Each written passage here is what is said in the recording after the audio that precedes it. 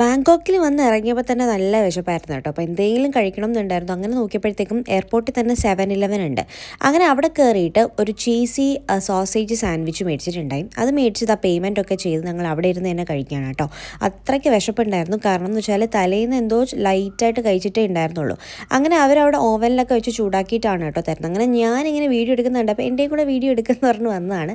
സംഭവം പുള്ളി മേടിച്ചതെന്ന് പറഞ്ഞാൽ പൈനാപ്പിൾ പൈ എന്ന് പറഞ്ഞൊരു സംഭവമാണ് കേട്ടോ. അത് കുറച്ച് സ്വീറ്റ് ആയിട്ടുള്ള സാധനമാണ്.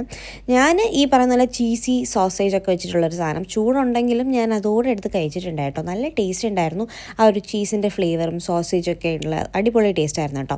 അങ്ങനെ ചേട്ടൻ എന്താ മേടിച്ച് നോക്കാൻ വേണ്ടിയിട്ട് ഞാനും അത് മേടിച്ചൊന്ന് ടേസ്റ്റ് ചെയ്ത് നോക്കി. അത്യാവശ്യം നല്ല സ്വീറ്റ് ആയിട്ടുള്ള പൈനാപ്പിളിൻ്റെ ഒരു ഫ്ലേവറൊക്കെ നല്ല എറിച്ച് നിൽക്കുന്ന ഒരു സാധനമാണ് കേട്ടോ. അതും ടേസ്റ്റ് ഉണ്ടായിരുന്നു. അങ്ങനെ ഞങ്ങൾ രണ്ടുപേരും കൂടെ അത് അങ്ങോട്ടും ഇങ്ങോട്ടും ഒക്കെ ഷെയർ ചെയ്ത് കഴിച്ചിട്ടുണ്ടായിരുന്നു. അപ്പം ഇതായിരുന്നു നമ്മുടെ ഇന്നത്തെ ബ്രേക്ക്ഫാസ്റ്റ് എന്ന് പറയുന്നത്. അപ്പോൾ അത്രയേ ഉള്ളൂ. ടാറ്റാ.